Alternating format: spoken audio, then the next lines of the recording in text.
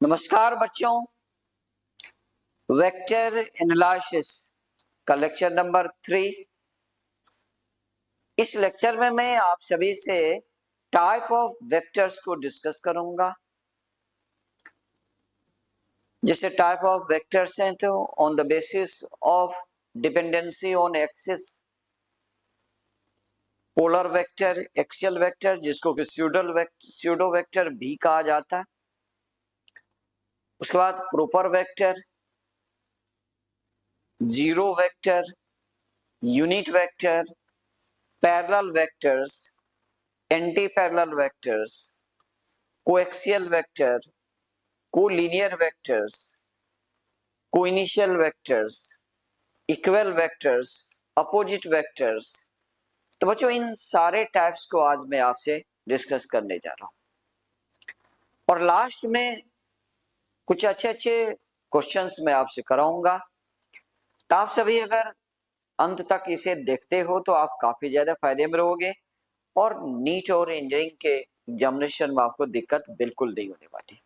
तो आइए बच्चों आज की शुरुआत में करता हूं। तो बच्चों सबसे पहले मैं आपको यह बता दूं कि on the dependency of axis vectors are of two types. मैं यहीं से शुरुआत करता हूं बच्चों।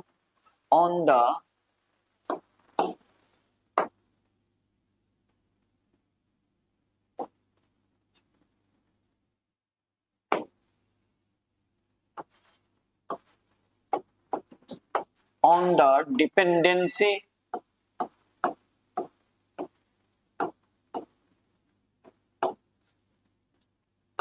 on axis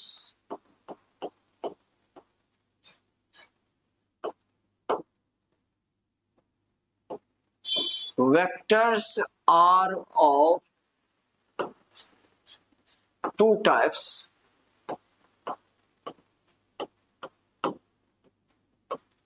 तो एक्सिस पर डिपेंडेंसी के आधार पर वेक्टर्स दो टाइप के वेक्टर्स होते हैं बच्चों। उसमें जो पहला है उसे हम लोग बोलते हैं पोलर वेक्टर। क्या बोलते हैं बच्चों? पोलर वेक्टर इसको हम लोग बोलते हैं polar vector.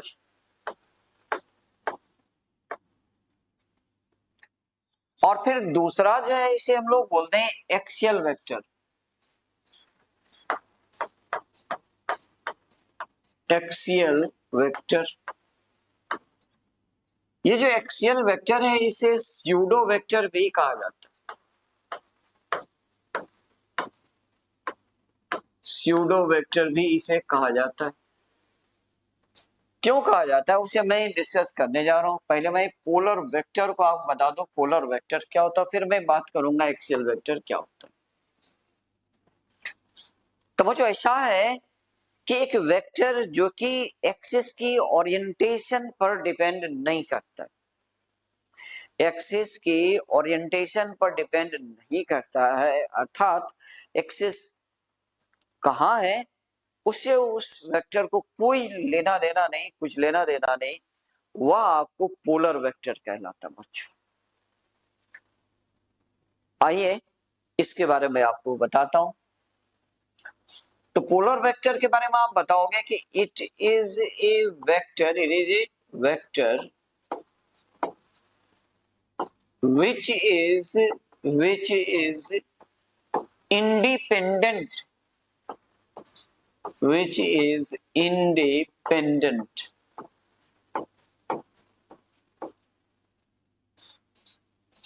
of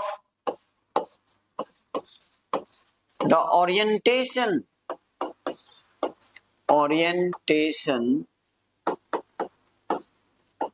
of an axis,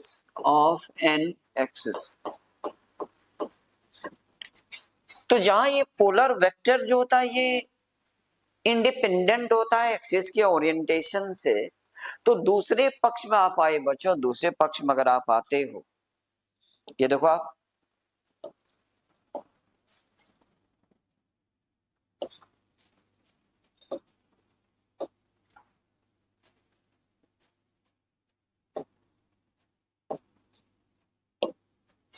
तो आप कह सकते हो It is a vector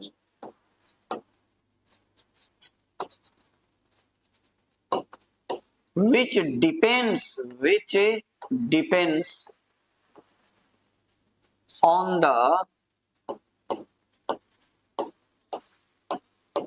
orientation of an axis. ये दोनों में बेसिक डिफरेंस है बच्चों, ये दोनों में बेसिक डिफरेंस है। पोलर वेक्टर जो होता है ये एक्सिस के ओरिएंटेशन पर डिपेंड नहीं करता है, इंडिपेंडेंट होता है, जबकि ये जो एक्सियल वेक्टर ये एक्सिस के ओरिएंटेशन पर डिपेंड करता है। और अगली खास बात देखिए बच्चों, ये जो पोलर वेक्टर हैं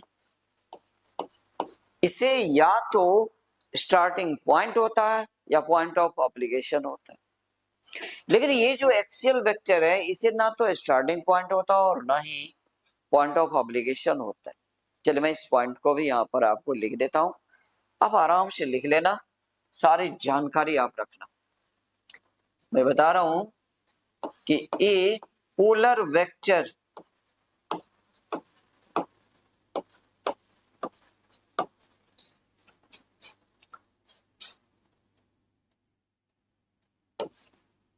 has either a starting point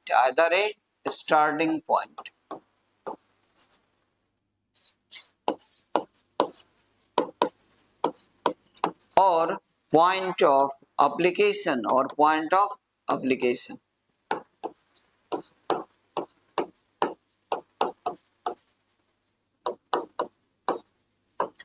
तो ये जो पोलर वेक्टर होते हैं बच्चों इसे या तो स्टार्टिंग पॉइंट होता है या पॉइंट ऑफ एप्लीकेशन होता है। अब आप सोच रहेंगे कि स्टार्टिंग पॉइंट का क्या मतलब है और ये पॉइंट ऑफ एप्लीकेशन का क्या मतलब। चलिए मैं आपको एग्जांपल के द्वारा आपको इसको दिखाता हूं। अब इसकी एग्जांपल देखिए बच्चों, पोलर वेक्टर के एग्जांपल में डिस्प्लेसमेंट,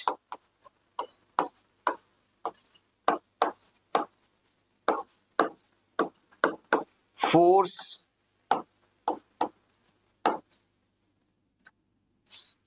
वेलोसिटी, मोमेंटम,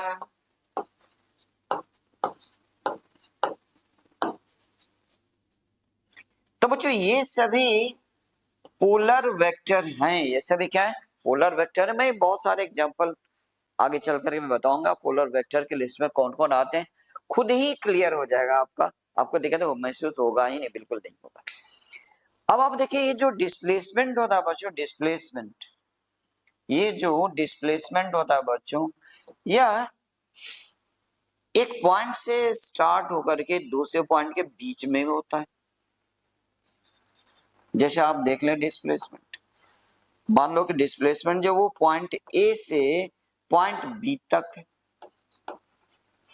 तो डिस्प्लेसमेंट जो होता है वह होता है आपका, डिस्प्लेसमेंट जो होता है बच्चों यह होता है इनिशियल पोजीशन से फाइनल पोजीशन तक की स्ट्रेट लाइन, इनिशियल पोजीशन से फाइनल पोजीशन तक की। अब आप समझ लो कि ये डिस्प्लेसमेंट पॉइंट ए से स्टार्ट हो रहा है और ये पॉइंट बी पर आकर के एंड कर रहा है। तो ये जो पॉइंट ए हुआ यही कहलाता है स्टार्टिंग पॉइंट। ये क्या हो गया बच्चों? स्टार्टिंग पॉइंट हो गया।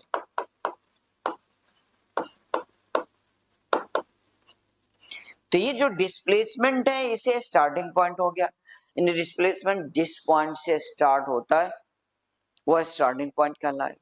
अब दूसरा आप देख लो बच्चों, यहां देख लो आप, अगर आप यहाँ पर फोर्स को एग्जर्ट करो, जैसे मैं यहाँ पर फोर्स एग्जर्ट करता हूँ तो फोर्स इस पॉइंट पर अप्लाई हो रहा है बच्चों। ऐसा नहीं फोर्स यहां से शुरू हो रहा है, फोर्स यहाँ पर अप्लाई हो रहा है। अगर मैं ये दिखाऊं, ये मैं फोर्स को दिखाता हूं और ये पॉइंट ओ है, तो फोर्स जो है इस पॉइंट ओ पर अप्लाई हो रहा है। फोर्स किसी एक पॉइंट से स्टार्ट नहीं होता है, क्योंकि जो एक पॉइंट से स्टार्ट होगा वो दूसरे पॉइंट पर एंड भी करेगा। फोर्स के साथ ऐसा नहीं बच्चों, यह अप्लाई होता है। तो ये जो पॉइंट ओ हो गया इसी को कहा जाता है point of application, point of application.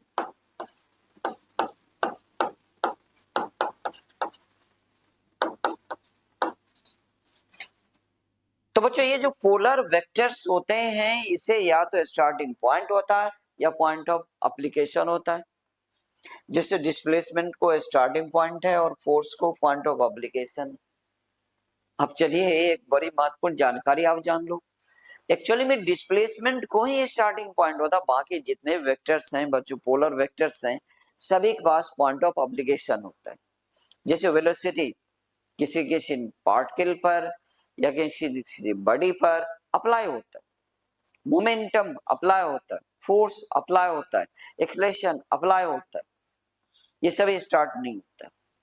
तो जितने भी पोलर वेक्टर्स हैं अगर डिस्प्लेसमेंट को छोड़ लीजिए तो आप देखें उन सारे वेक्टर्स को पॉइंट ऑफ एप्लीकेशन होता है, यानी वह किसी न किसी पॉइंट पर अप्लाई होता है। अब आइए जरा इधर एक्सियल वेक्टर की ओर आप आइए बच्चों। तो ये मैंने चर्चा किया पोलर वेक्टर के बारे में। अब आइए आप एक्सियल वेक्टर को देखो कि एक्सियल वेक्टर क्या है। एक्सियल वेक्टर को स्यूडो वेक्टर भी कहा जाता है। क्यों, क्लियर हो जाएगा आपको। तो सबसे पहली बात मैंने बताया कि it is vector which depends on the orientation of an axis, यानी यह एक एक्सिस की स्थिति पर डिपेंड करता है कि एक्सिस कहाँ है, उस पर डिपेंड करता है। और अगली बात ये रहा बच्चों, ये देखिए N axial vector, N axial vector is along an axis, is along an axis, ये एक एक्सिस की डायरेक्शन में ही होता है। An axial vector is along an axis, ये एक्सिस की डायरेक्शन में होता है। and also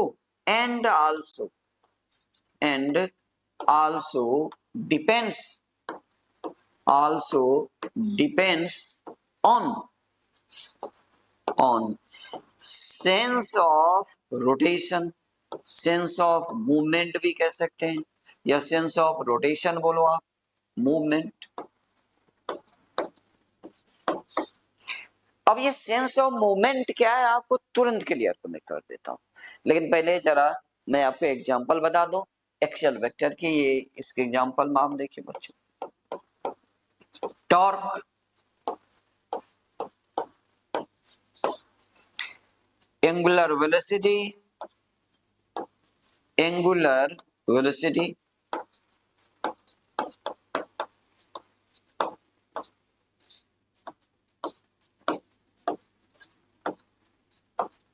angular acceleration,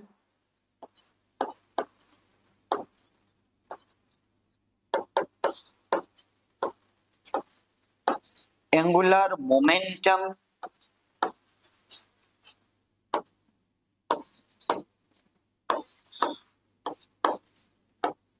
etc। तो बच्चों ये सभी एक्सियल वेक्टर हैं। आप देखेंगे यहाँ मैक्सिमम टॉर्क के अलावे सब जगह आपको एंगुलर लगा हुआ मिल रहा है। अब आप सोच रहे हैं मैं यह क्यों मान लो कि ये एक्सियल वेक्टर एक्सिस के डायरेक्शन में ही होता है और ये सेंस ऑफ मूवमेंट पर डिपेंड करता है, मैं क्यों मानूं? चलिए मैं आपको दिखाता हूं। मैं आपके सामने में यहाँ पर दो स्क्रू में बनाता हूं, तुरंत आपका क्लियर हो जाएगा, आपको दिक्कत नहीं। ये रहा एक स्क्रू मैं यहां बनाता हूं,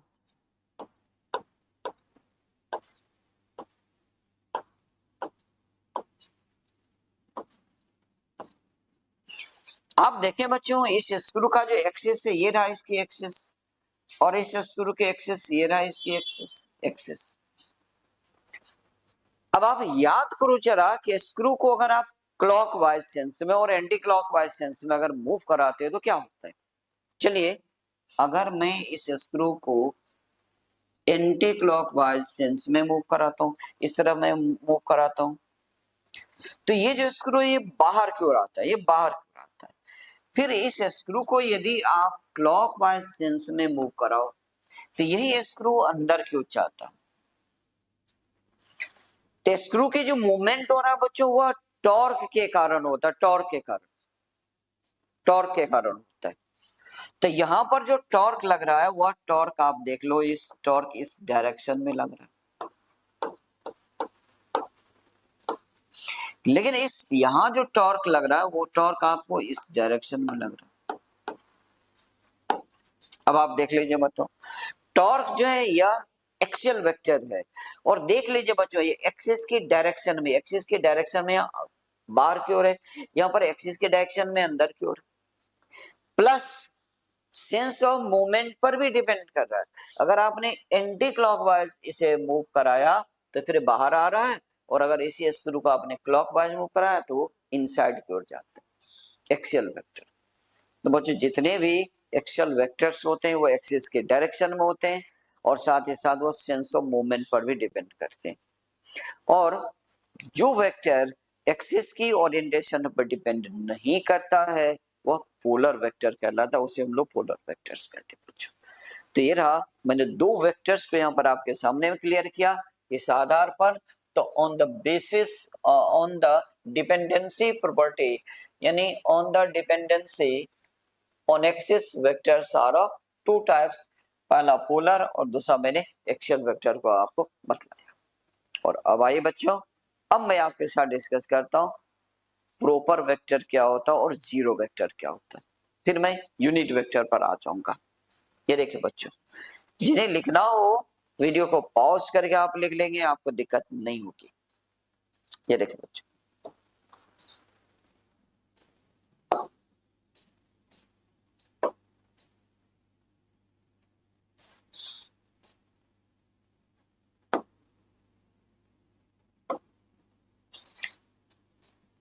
अब मैं आपसे बात करने जा रहा हूं बच्चों, आपसे डिस्कस करने जा रहा हूं प्रॉपर वेक्टर को।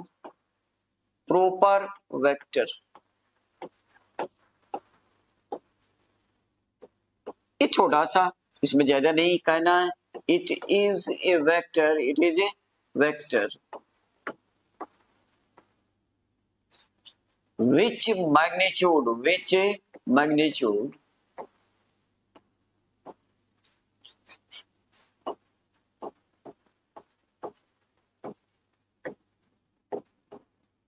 is non-zero,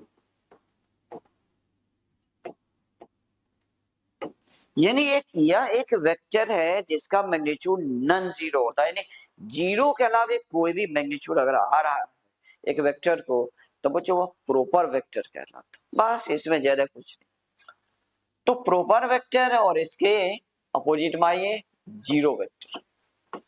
zero vector, zero vector को नल वेक्टर भी कहा जाता है, नल वेक्टर, नल वेक्टर। इसके बारे में आप आराम से कह सकते हो कि it is a vector, it is a vector which magnitude is zero, which magnitude is zero, which magnitude is zero।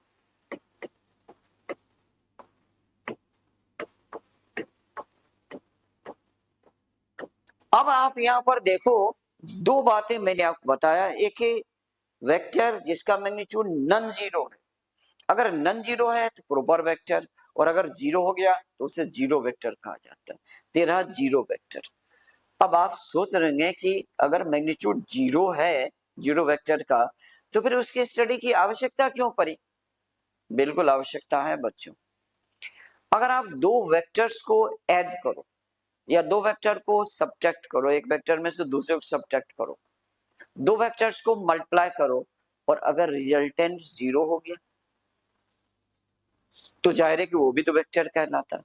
तो एक्चुअली में जीरो वेक्टर जो होता है दो या दो से अधिक वेक्टर का रिजल्टेंट होता है, चाहे रिजल्टेंट सम हो, रिजल्टेंट सब्ट्रैक्शन हो, रिजल्टेंट मल्टीप्लिकेशन हो, लेकिन वह रिजल्टेंट होता है। तो ये एक महत्वपूर्ण पॉइंट है जो मैं आपके सामने में यहाँ रख देता हूँ बच्चों। ये रहा,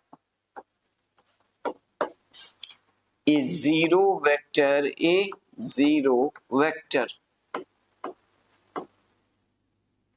is the resultant, is the resultant of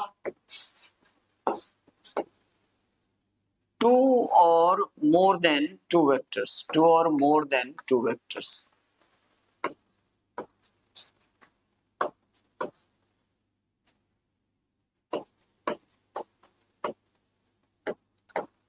तो बच्चों ये जो जीरो वेक्टर होता है वो दो या दो से अधिक वेक्टर्स का रिजल्टेंट होता है। अब आइए मैं अगले पॉइंट आपके साथ शेयर करता हूं। The direction of a zero vector, the direction of a zero vector is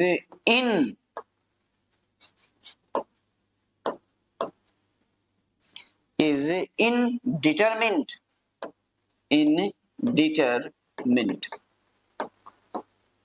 मतलब यह हुआ कि इनडिटरमिनेट का मतलब यह हुआ कि आप जीरो वेक्टर की डायरेक्शन निकाल नहीं सकते, इन्हें निश्चित नहीं कर सकते हो कि इस डायरेक्शन में ही होगा, बल्कि स्पेसिफिक होता है।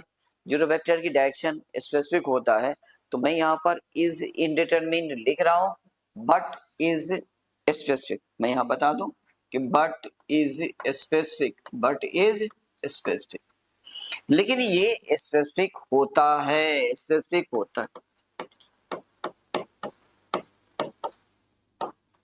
तो जीरो वेक्टर की डायरेक्शन आपकी मर्जी है, कोई भी डायरेक्शन लगा लो, क्योंकि मैग्नीट्यूड जीरो है, उससे कोई फर्क पड़ेगा नहीं। और अब आइए बहुत इंपॉर्टेंट प्रॉपर्टी पर, काफी ज्यादा इंपॉर्टेंट प्रॉपर्टी ये रहा बच्चों।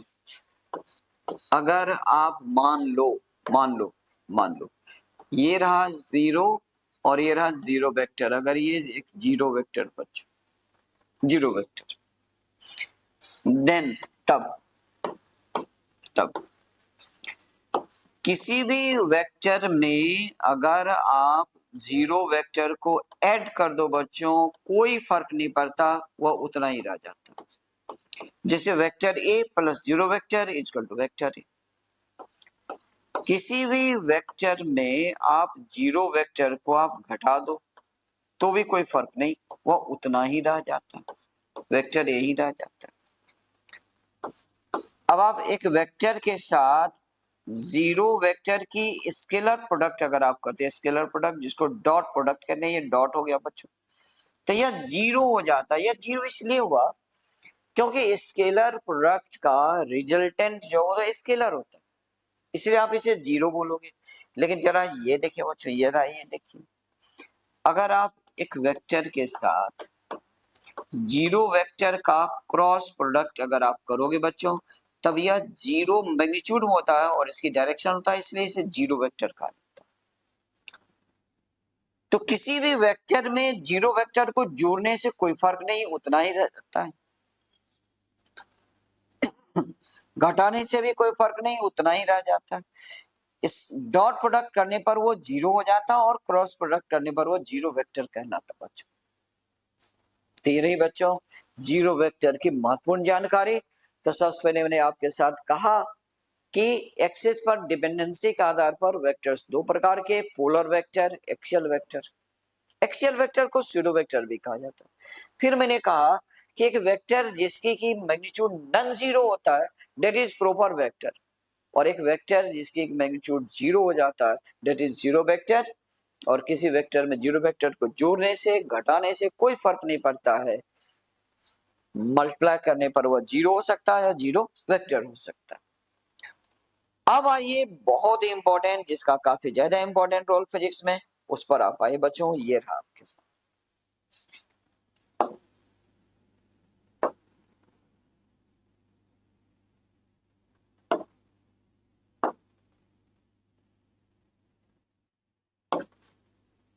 अब मैं आपके साथ डिस्कस करने जा रहा हूं बच्चों यूनिट वेक्टर, मोस्ट इंपॉर्टेंट, इसकी जानकारी, कंप्लीट जानकारी होना बेहद जरूरी है। आप unit vector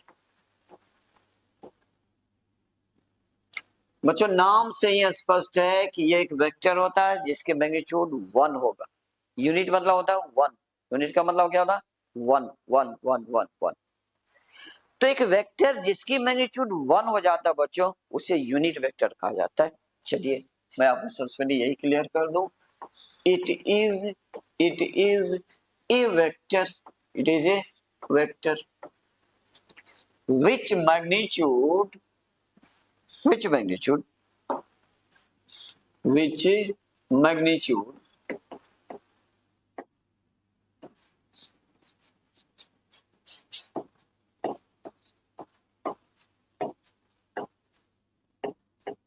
is one,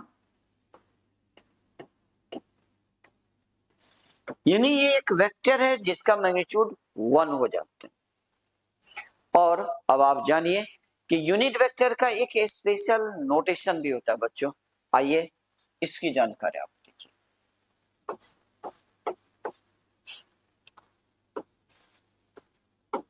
unit vector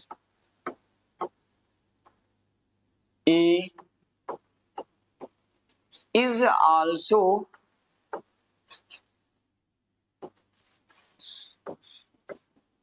denoted as एक कैप, इसे कैप कहा जाता है। इसको हम लोग क्या पढ़ेंगे बच्चों? एक कैप। क्या बोलते हैं? एक कैप। तो जब भी किसी भी वेक्टर एक फिजिकल क्वांटिटी, या आप यूं कहो कि जब भी किसी वेक्टर की नोटेशन में कैप लगा जाता तो वह यूनिट वेक्टर ही होगा, यानी उसकी मैग्नीट्यूड 1 ही होता है। उसकी मैग्नीट्यूड क्या होगा? 1 ही होता है, 1 ही कर। अगले पॉइंट में आइए।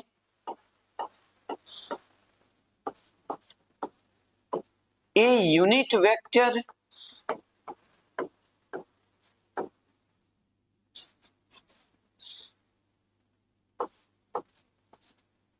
पैरेलल टू, या along भी कह सकते हैं, along वेक्टर ए इज, तो ए यूनिट वेक्टर पैरेलल टू बोलो या along वेक्टर इज, तो यूनिट वेक्टर है, इसे यू से दिखाया जाएगा, कैप भाई लगा देता हूं कि यूनिट वेक्टर। तो बच्चों यह होता है वेक्टर ए डिवाइड मैग्नीट्यूड ए। इसका मतलब ये हुआ कि किसी भी वेक्टर को यदि आप उसकी मैग्नीट्यूड से डिवाइड कर देते हो बच्चों, तो उस डायरेक्शन में आपको यूनिट वेक्टर मिल जाता है। क्या मिलता है? यूनिट वेक्टर मिल जाता है। जैसे मैंने वेक्टर ए को मैग्नीट्यूड ए से डिवाइड किया तो यह यूनिट वेक्टर हो गया in the direction of vector A.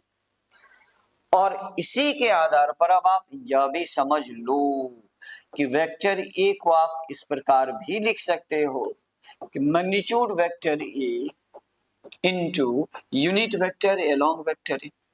देख लीजिए, अगर ए को निकालना तो ये मैग्नीट्यूड आकर के मल्टीप्लाई हो जाएगा, तो vector A equal magnitude A into unit vector. अब आइए मैं आपको समझाता हूं कि यूनिट वेक्टर जो है वो यूनिट लेस होता है। जी हाँ, यूनिट वेक्टर का कोई यूनिट नहीं होता है। क्यों नहीं होगा? क्योंकि वेक्टर को उसकी मैग्नीट्यूड से आप डिवाइड करोगे तो यूनिट तो कट ही जाएगा ना, इसलिए आप कहोगे कि a unit vector is unitless, इसका कोई यूनिट नहीं होता बच्चों। तो मैं आपको स्पष्ट कर दूं कि a unit vector is unitless. Unit vector का कोई यूनिट नहीं होता है। ये रहा अगली जानकारी, आप देखिए बच्चों।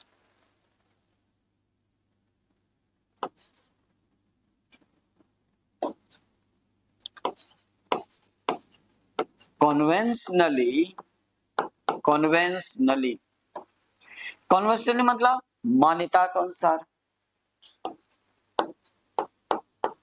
Unit vector along 3 perpendicular directions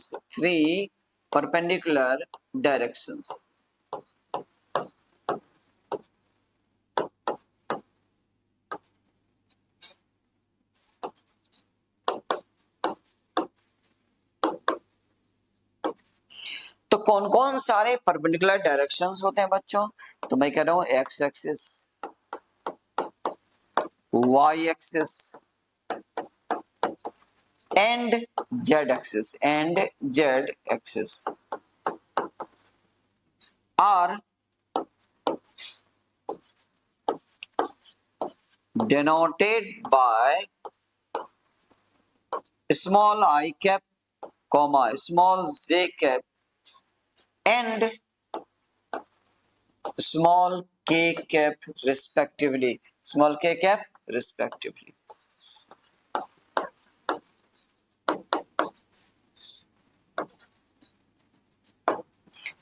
तो बच्चों ये जो तीन परपेंडिकुलर डायरेक्शंस होते हैं, तीन perpendicular directions, X axis, Y axis एवं जेड एक्सिस, तो एक्स एक्सिस में यूनिट वेक्टर के लिए आई कैप का प्रयोग होता है, वाई एक्सिस में यूनिट वेक्टर के लिए जे कैप का और जेड एक्सिस में यूनिट वेक्टर के लिए के कैप का प्रयोग होता है, जिसे मैं आपको डायग्राम के द्वारा भी यहाँ मैं आपको दिखा देता हूँ।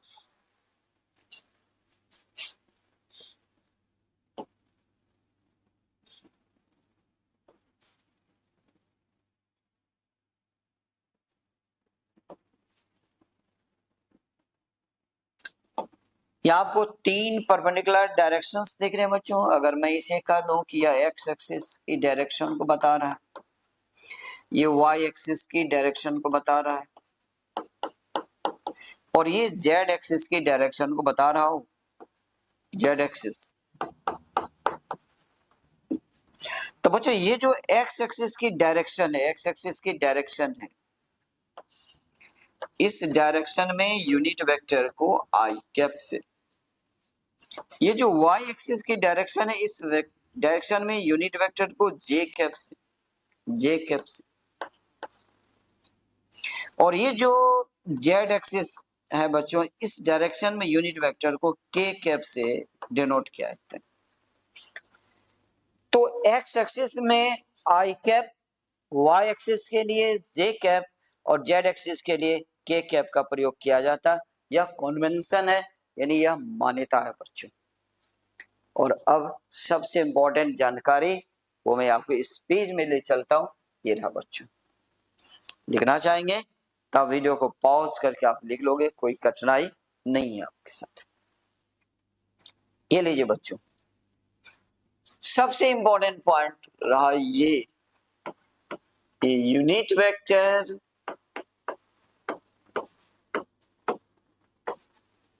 is used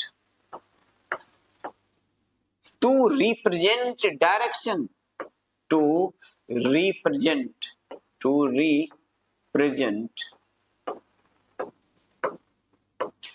direction of a vector, direction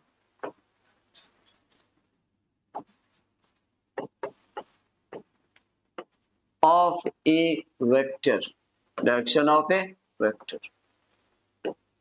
तो बच्चों ये जो यूनिट वेक्टर होता है उसका प्रयोग डायरेक्शन को रिप्रेजेंट करने के लिए किया जाता है। अब आप सोचेंगे ये कैसे, चलिए आप देखिए बच्चों, मान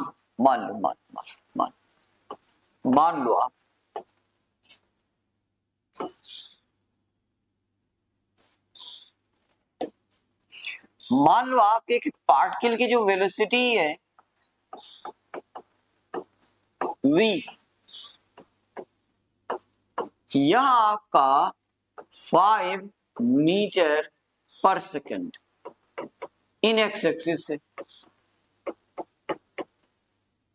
तो यदि velocity v equal to 5 metre per second in X axis होगा बच्चों, तो इस v को आप आराम से दिखला सकते हो। क्या करोगे, 5 मीटर पर सेकंड आपने किया और यहाँ आप आई कैप लगा लो बच्चों, क्योंकि आई कैप का मतलब हुआ एक्स एक्सिस की डायरेक्शन।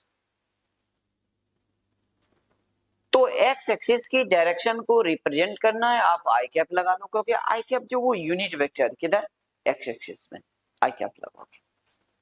अब आप अगला देखो, मान लो कि एक्सीलरेशन आप देखते हो, एक पार्टिकल की एक्सीलरेशन और एक पार्टिकल की जो एक्सीलरेशन बच्चों, एक्सीलरेशन सपोज कर लो कि 2 मीटर पर सेकंड स्क्वायर है मैग्नीट्यूड में, और ये है आपका वाई एक्सिस में। तो फिर जैसे v के रिप्रेजेंट किया वैसे आप एक्सेलरेशन a को भी रिप्रेजेंट करो। ये रो 2 मीटर पर सेकेंड स्क्वायर, ये रहा आपका मैग्नीट्यूड, और इसकी डायरेक्शन क्या y एक्सिस।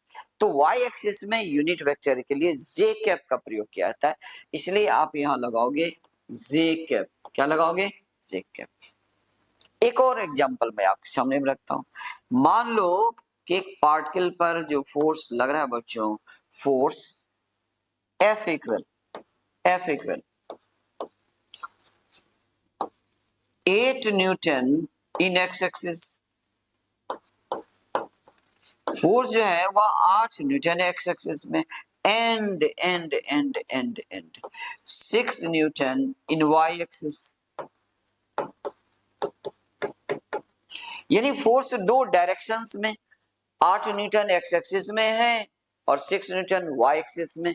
तो उस कंडीशन में जानते हो बच्चों, आप आराम से इसे लिख सकते हो, फोर्स F इक्वल 8 आई कैप प्लस 6 जे कैप, और न्यूटन का आप बाहर कर लो, ये रहा यूनिट। तो 8 आई कैप मतलब क्या हुआ कि एक्स एक्सिस में 8 न्यूटन है, और 6 जे कैप का मतलब हुआ कि 6 न्यूटन जो हुआ वाई एक्सिस में लग रहा है बच्चों। मेरे ख्याल से अब आपका क्लियर हो गया होगा कि यूनिट वेक्टर एक्चुअली में है क्या, और यूनिट वेक्टर का यूज कहाँ किया जाता है बच्चों। यूनिट वेक्टर का प्रयोग डायरेक्शन को रिप्रेजेंट करने के लिए किया जाता है। इजी है, कहीं दिक्कत नहीं। अब आइए बच्चों, मैं थोड़ा अगली जानकारी आपके साथ शेयर करता हूं, ये लीजिए।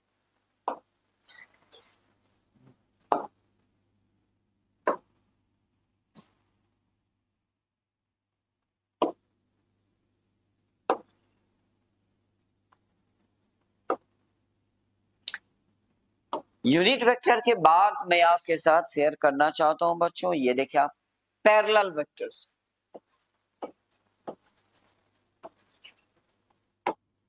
पैरेलल वेक्टर्स को आप देखें तो बच्चों, पैरेलल वेक्टर्स उन्हें कहते हैं जो कि एक ही डायरेक्शंस में होते हैं। एक ही डायरेक्शंस में जो होते हैं उन्हें पैरेलल वेक्टर्स कहा जाता है। यानी आप कह सकते हो कि the vectors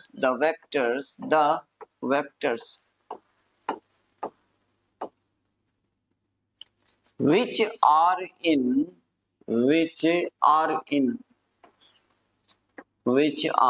in a same direction,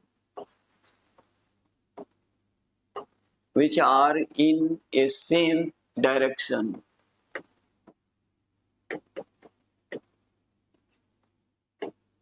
are called parallel vectors, are called parallel vectors.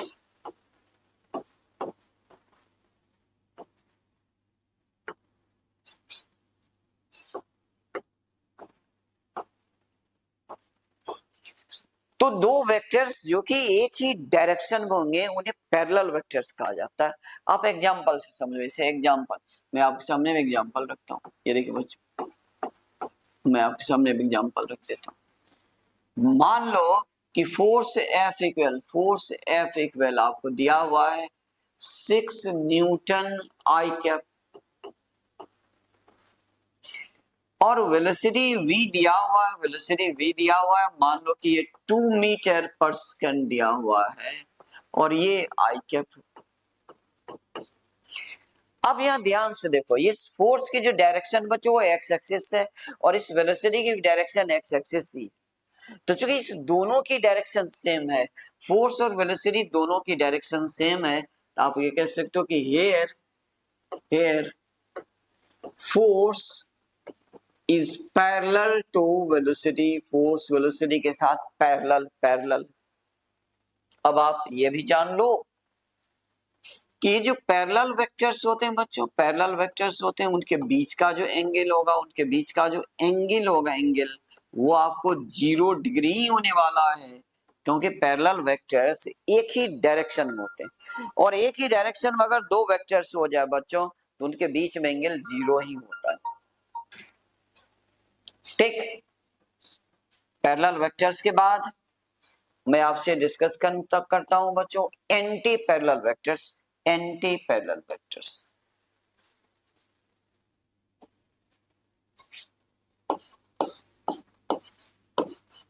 Anti parallel vectors.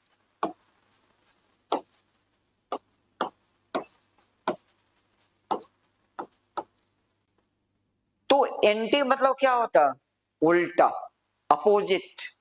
Anti मतलब क्या होता? उल्टा, अपोजिट। तो जाहिर है कि दो वेक्टर्स जो कि अपोजिट डायरेक्शन होगा, एक इस डायरेक्शन में दूसरा इस डायरेक्शन। अब देख लीजिए, एक इस डायरेक्शन में दूसरा इस डायरेक्शन। तो अपोजिट डायरेक्शंस में अगर दो वेक्टर्स हैं, उन्हें अपोजिट वेक्टर्स का सॉरी उन्हें एंटी पैरेलल वेक्टर्स कहा जाता है बच्चों। यानी आप कह सकते हैं कि the vectors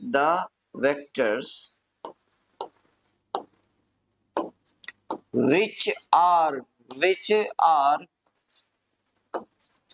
in opposite directions, which are in opposite directions, which are in opposite directions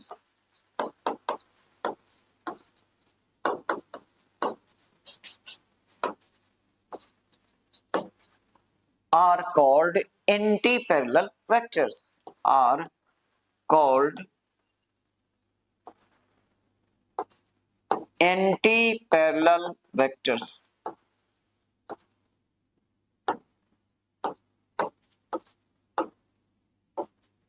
तो बच्चों दो वेक्टर्स जो कि अपोजिट डायरेक्शंस में होते हैं उन्हें एंटी पैरेलल वेक्टर कहा जाता है। तेरह एंटी पैरेलल वेक्टर्स। अब इसके एग्जांपल आप देखिए बच्चों, ये देखिए एग्जांपल। अगर मान लो कि वेलोसिटी आप देखते हो कि एक वेलोसिटी देख रहे हो और वेलोसिटी v इक्वल सपोज कर लो कि आपको 10 मीटर पर सेकंड आई कैप आपको मिलता है। तो यहाँ वेलोसिटी जो है वह एक्स एक्सिस की डायरेक्शन किधर है? एक्स एक्सिस की डायरेक्शन। और सपोज कर लो कि ये जो एक्सीलरेशन बचे, एक्सीलरेशन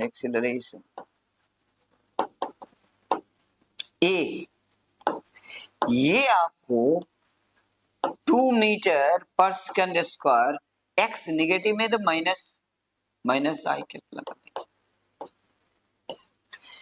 तो ये जो माइनस लगा हुआ बच्चों, यहाँ जो माइनस लगा हुआ ये बता रहा है कि एक्सेलरेशन जो वो एक्स नेगेटिव डायरेक्शन में और वेलोसिटी जो वो एक्स पॉजिटिव डायरेक्शन में। तो एक एक्स नेगेटिव में दूसरा एक्स पॉजिटिव में, तो जाहिर सी बात है कि ये दोनों एंटी पैरेलल वेक्टर्स कहलाएंगे। क्या कहलाएंगे? Anti parallel vectors. आप कह सकते हो here acceleration is anti parallel to velocity. अब एंटी के लिए माइनस साइन लगा दीजिए, पैरेलल आपने लगाया, ये रहा पैरेलल का चिन्ह, माइनस लगा दिया, इसका मतलब हुआ एंटी पैरेलल। क्या हो गया? Anti parallel. तो एंटी पैरेलल हो गया वेलोसिटी का। अब आप खुद ही समझ गए होंगे कि एंटी पैरेलल वेक्टर्स के बीच का जो एंगल होगा बच्चों, एंगल थीटा इक्वल 180 डिग्री होगा। तो पैरेलल वेक्टर्स के बीच का एंगल 0 डिग्री और एंटी पैरेलल वेक्टर्स के बीच का एंगल 180 डिग्री होता है। तो हमने आपसे क्लियर किया पैरेलल वेक्टर्स और एंटी पैरेलल वेक्टर्स को मैंने आपसे क्लियर कर लिया। और अब आप आगे देखो बच्चों,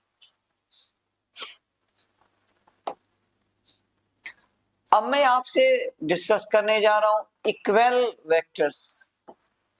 इक्वल वेक्टर्स, इक्वल वेक्टर्स। मैं बता दूं कि two vectors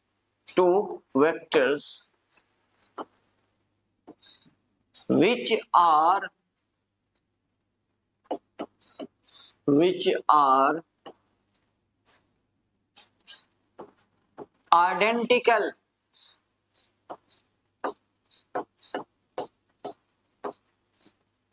in all respects, which are identical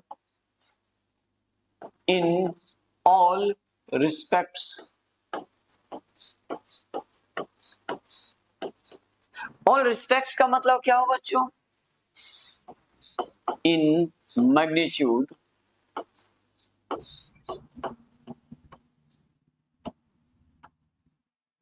unit and direction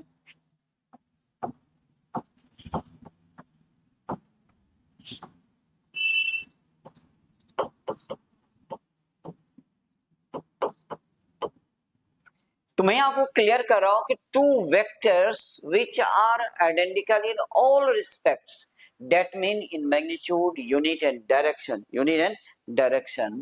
are called equal vectors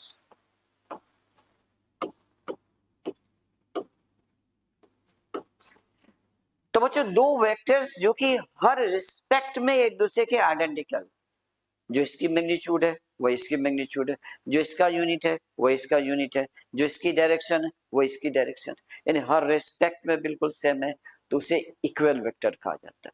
example में देख लो बच्चों।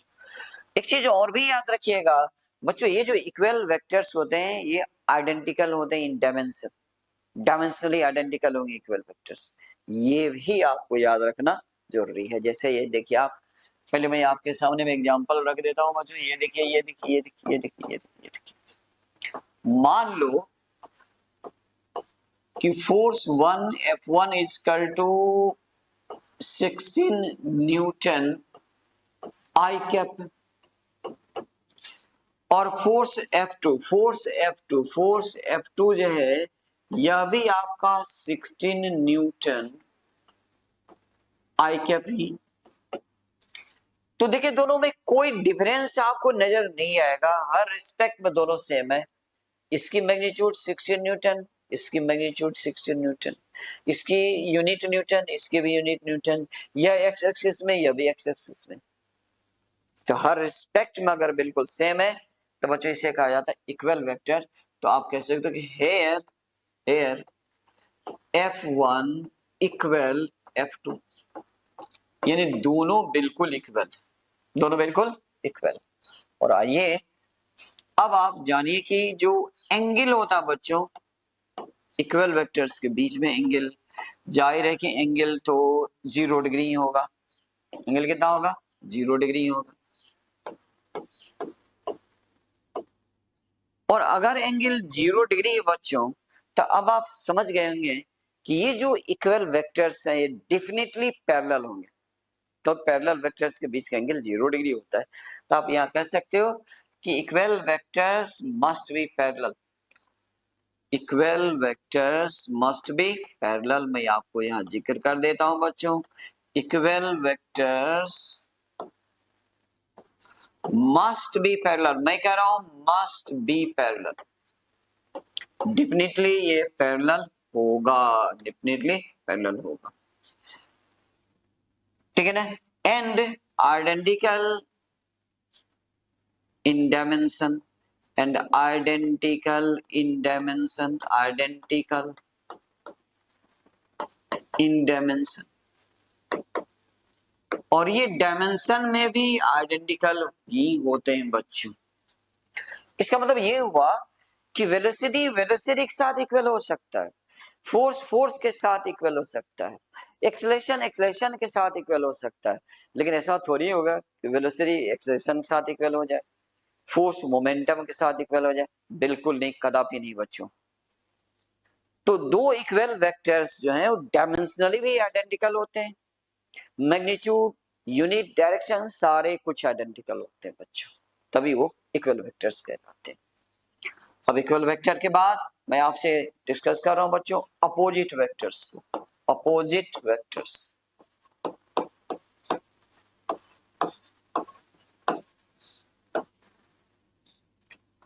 अपोजिट वेक्टर्स जो बच्चों इसे निगेटिव वेक्टर्स भी कहा जाता है। निगेटिव, आपको समझ में आ जाएगा, बिल्कुल समझ में आएगा, निगेटिव वेक्टर्स भी कहा जाता है। क्या है ये? तो मैं आपके सामने में ये बता दूं कि two vectors which are equal in magnitude, which are equal in magnitude, which are equal in magnitude, but opposite in direction, opposite in direction, opposite in direction, opposite in direction are called opposite vectors, are called opposite vectors.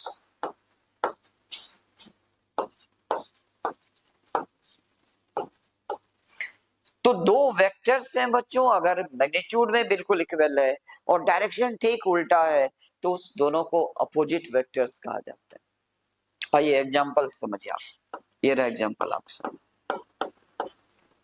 जैसे अगर मैं यह कहता हूं F1 equal 12 Newton I cap, और मैं अगर यह बोल दूं कि F2 equal -12 Newton I cap. अब देखिए बच्चों, इस दोनों में यानी फोर्स 1 और फोर्स 2 में मैग्नीट्यूड समान है, एकदम बिल्कुल बराबर है, लेकिन डायरेक्शन उल्टा। F1 x एक्सिस में और ये F2 जो वह x नेगेटिव डायरेक्शन में। इसलिए बच्चों यहाँ पर ये दोनों अपोजिट वेक्टर्स हैं, यानी मैं कह रहा हूं कि hair F1 equal -F2 F1 जो वो -F2 के बराबर होगा, ये अपोजिट वेक्टर्स। और चूंकि ये दूसरे के नेगेटिव के बराबर होता है, इसलिए इसे अपोजिट वेक्टर्स को नेगेटिव वेक्टर भी कहा जाता है, जो मैं आपको सामने में यहाँ लिख करके रखा हूँ कि अपोजिट वेक्टर्स को नेगेटिव वेक्टर भी कहा जाता है। अब आप एंगल देखें बच्चों, एंगल तो दो अपोजिट वेक्टर्स के बीच का एंगल तो 180 डिग्री होगा, इसमें कोई संदेह नहीं है। और ये जो बच्चों अपोजिट वेक्टर्स हैं ये डेफिनेटली एंटी पैरेलल होगा, यानी opposite vectors must be anti parallel,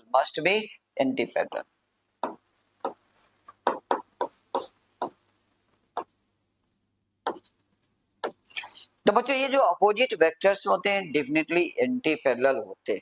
क्या होते हैं? एंटी पैरेलल वेक्टर्स होते हैं। ये था आपको इक्वल वेक्टर और अपोजिट वेक्टर। अब आइए अगले टाइप में आपको ले चलता हूं बच्चों।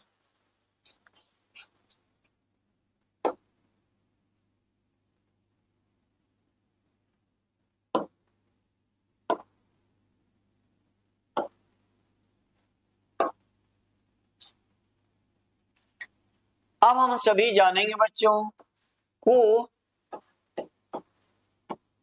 इनिशियल वेक्टर को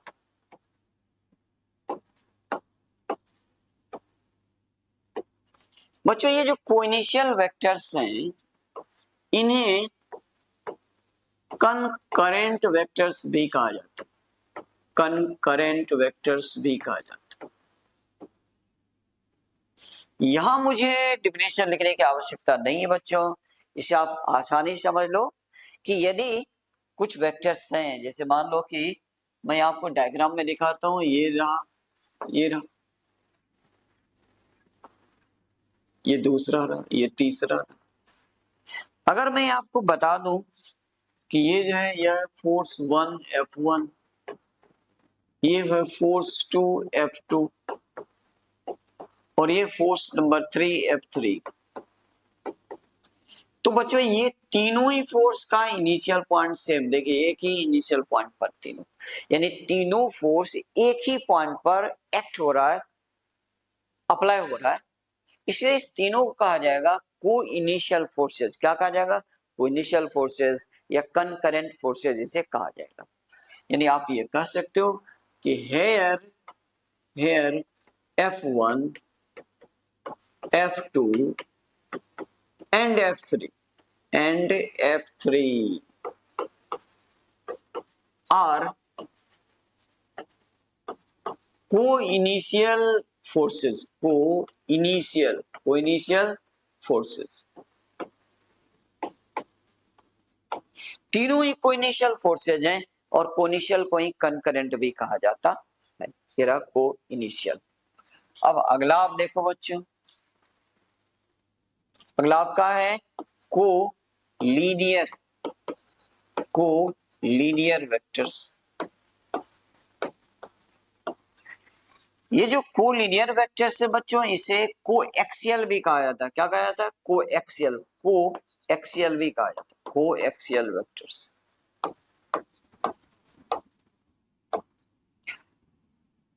तो बच्चों ये को लीनियर का क्या मतलब होता है? यानी वेक्टर्स जो कि एक ही स्ट्रेट लाइन में एग्जिस्ट करते हैं, एक ही स्ट्रेट लाइन में जितने वेक्टर्स एग्जिस्ट करते हैं वो सारे के सारे को लीनियर वेक्टर्स या कोएक्सियल वेक्टर्स कहलाते हैं। यानी आप कह सकते हो कि द वेक्टर्स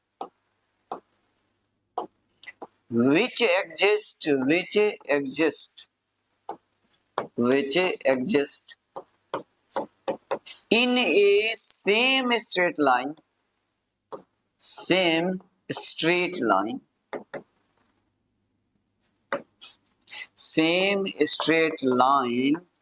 are called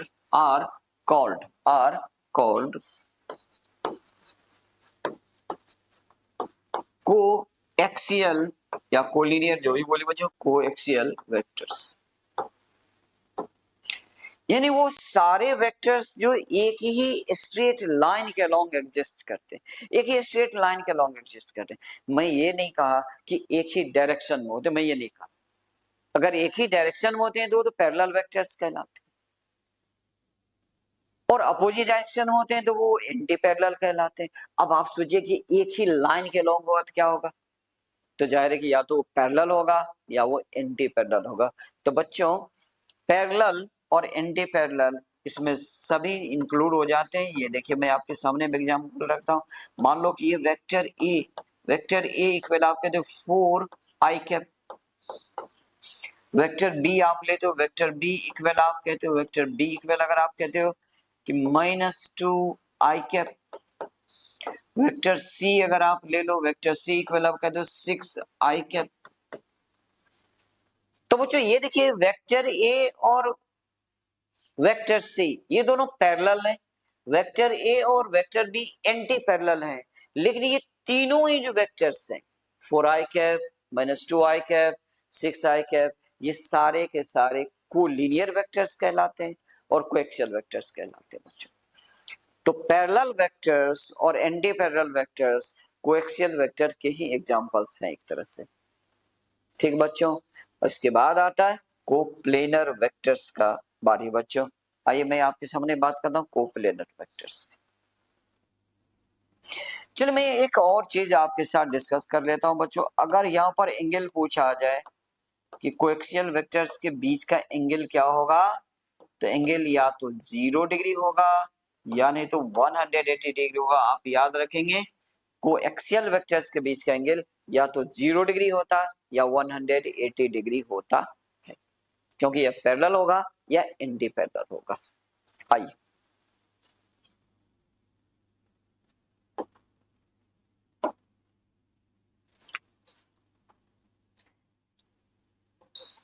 तो बच्चों अब मैं आपके साथ डिस्कस कर रहा हूं कोप्लेनर वेक्टर्स को, coplanar vectors.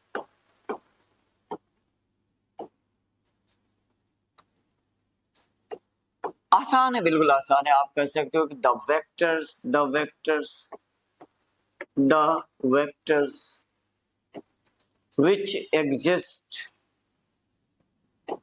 which exist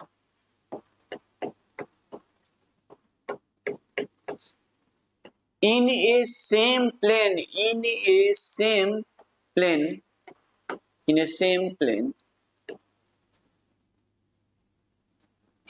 are called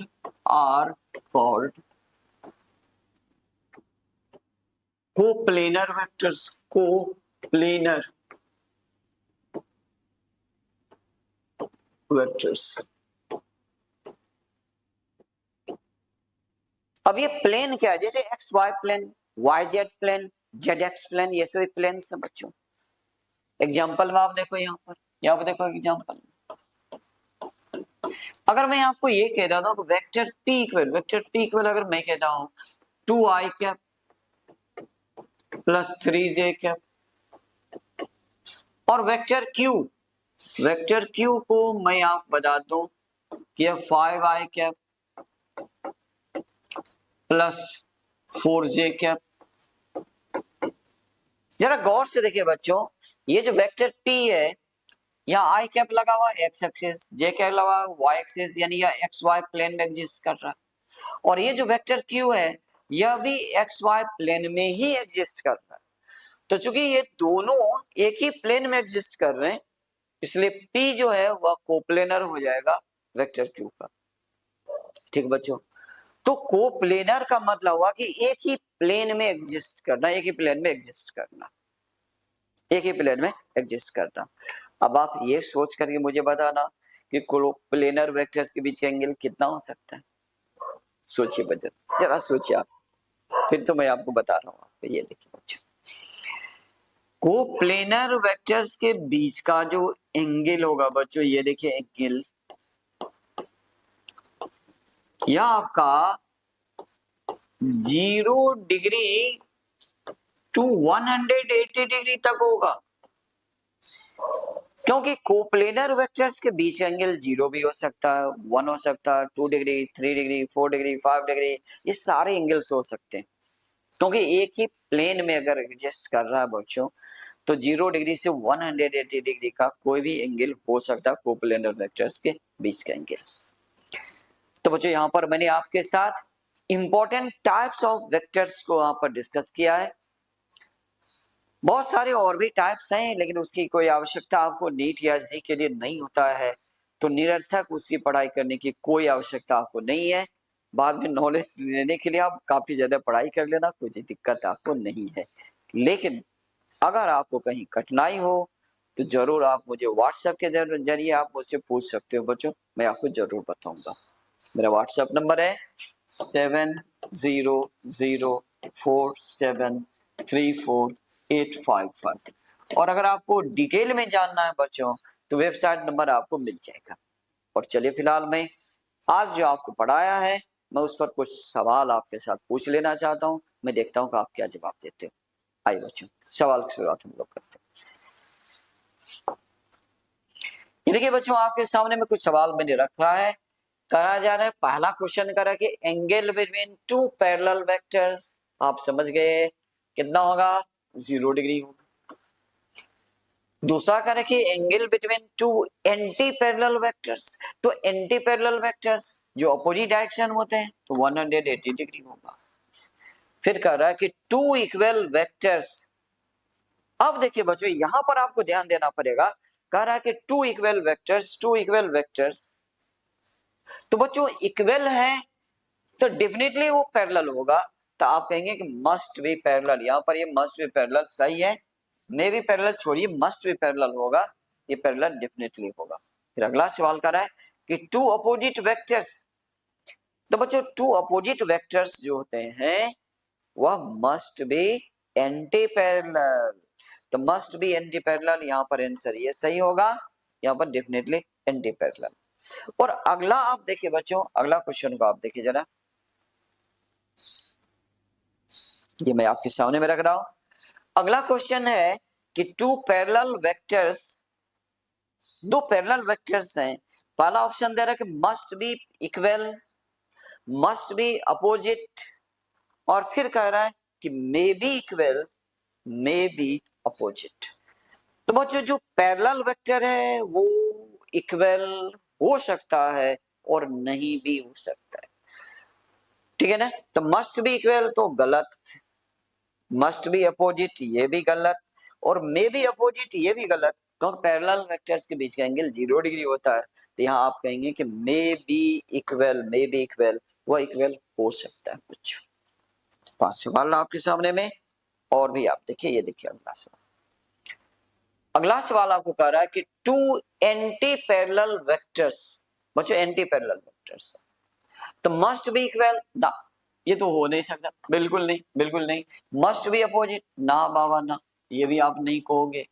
कह रहा कि मे बी इक्वल, ना इक्वल भी नहीं हो सकता, क्योंकि इक्वल तो अगर पैरेलल होता तो हो सकता था, अपोजिट में तो इक्वल हो नहीं सकता, तो मे बी अपोजिट, ये आपका सही आंसर इसमें हो जाएगा।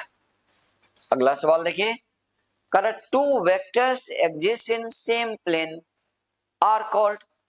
तो बच्चों जो सेम प्लेन में होते हैं, एक ही प्लेन में वेक्टर्स एग्जिस्ट करते हैं, तो आप समझ गए होंगे, अभी तो जस्ट मैंने आपको पढ़ाया है बच्चों, तो उसे हम लोग क्या बोलेंगे, कोप्लेनर वेक्टर्स, वो कहने लगे वो कोप्लेनर वेक्टर्स। फिर अगला सवाल आप देखें कि पैरेलल वेक्टर्स जो होते हैं बच्चों, पैरेलल वेक्टर्स, यह बहुत अच्छा सवाल आपको, कर मस्ट बी डायमेंशनली आइडेंटिकल, यानी डायमेंशनली आइडेंटिकल होना जरूरी पैरेलल वेक्टर के लिए, ये कह रहा ना, बिल्कुल नहीं। जैसे फोर्स वेलोसिटी पैरेलल हो सकता है, तो फिर आइडेंटिकल तो नहीं हो सकता वो, may be dimensionally identical, may be हो सकता है, यानी फोर्स के साथ पैरेलल हो सकता है, मस्ट बी डायमेंशनली आइडेंटिकल, ये भी गलत, और नथिंग कैन बी से, तो यहां आप कहेंगे कि मे बी डायमेंशनली आइडेंटिकल हो सकता है। 13 कुछ क्वेश्चंस जो मैंने आपके साथ कराए, और अगले क्लास में मैं आपके साथ डिस्कस करूंगा बच्चों, एडिशन ऑफ वेक्टर्स को मैं आपसे डिस्कस करूंगा, जो कि फिजिक्स में काफी ज्यादा महत्वपूर्ण है, उसका काफी ज्यादा इंपॉर्टेंस है बच्चों। तो बस आज के लिए इतना ही, आपको बहुत बहुत शुभकामनाएं कंपटीशन के लिए, आप अच्छी मेहनत करो और आप सफलता अर्जित करो। बस एक बात का ख्याल रखिएगा बच्चों, कि जो टाइम मैनेज प्रैक्टिस है, ये सक्सेस का की है। आप हमेशा प्रैक्टिस टाइम के साथ मैनेज करके करो, आपको सफलता अवश्य मिलेगी। जो भी जरूरत होगी मैं आपको मदद अवश्य करूंगा। बाय।